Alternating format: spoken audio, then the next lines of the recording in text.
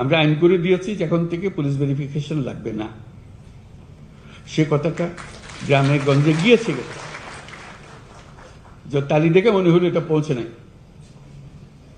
পৌঁছলে তো এটা হ্যাঁ আমরা জানি, তো এটা আবার বলার দরকার কি? আমার বলার কারণে তালি দেওয়ার অর্থ হলে তো সুন্দর কাজ হয়েছে, তো তার মানে এই কথা বলে পৌঁছে নেই। অথচ আমরা এখানে সিদ্ধান্ত নিয়ে বসে আছি বেশ কিছুদিন আগে। এই যে দূরত্ব, এটাও যেন না থাকে। এগুলোর কোনো কারণ নেই, বিনা কারণে মানুষ হয়রানি করা। হয়রানি করাটাই যেন আমাদের ধর্ম। জন্ম নিবন্ধন, এটার কোনো মা বাবা আছে বলে আমার মনে হয় না। নিয়ম আছে কিন্তু মা বাবা নাই, কাজে আমাদেরকে সেই ব্যবস্থা করতে হবে। জন্ম সনদ তার প্রাপ্য যে কোনো সময় যে বয়সে চায় তাকে দেবার ব্যবস্থা করতে হবে। কি করতে হবে? ওই যে বললাম, সৃজনশীল হতে হবে।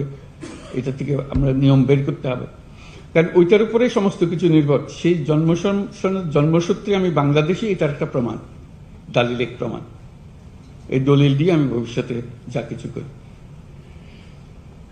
ওইটা না হলে এনআইডি পাওয়া যাচ্ছে না, এনআইডি না হলে পাসপোর্ট পাওয়া যাচ্ছে না, সব আটকে গেল সবকিছু।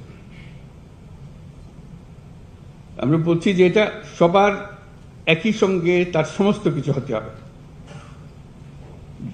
যদি আমার জন্মসনদ থেকে থাকে তাহলে আমি এনআইডি পাবো। এগুলো এখন অনলাইন পাওয়ার কথা, আমরা অনলাইন পাচ্ছি কিনা? পাসপোর্ট অনলাইন, এখন ই পাসপোর্ট হচ্ছে কিনা? এখনো দেখি ওই এমআরপি করছে। কেন হচ্ছে? আইন তো আছে। আমি বলছি রাতারাতি সব হয়ে গেছে, এটাও আমি আশা করি না। শুরু তো করতে হবে, সে কথার কাজটা করা যে আমার এখানে আমার জেলাতে এমআরপি আর হবে না, এখানে সব ই পাসপোর্টে নিয়ে যাবো আমি।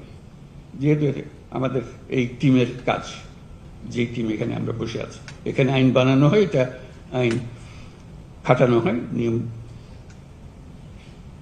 মানা হয়, এগুলোতে আমরা কিভাবে যাব?